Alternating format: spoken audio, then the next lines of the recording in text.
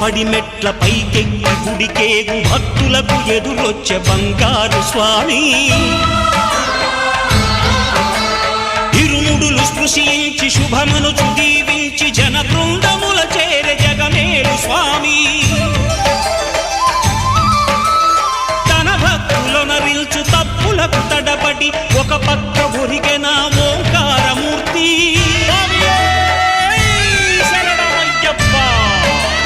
స్వాములందరూ తనకు సాయము కాగా ధీమంతుడై లేచే ఆ కన్య స్వామి పట్టబంధము వీడి భక్తతతికై పరుగు పరుగున వచ్చే భూమిపైకి నరుడై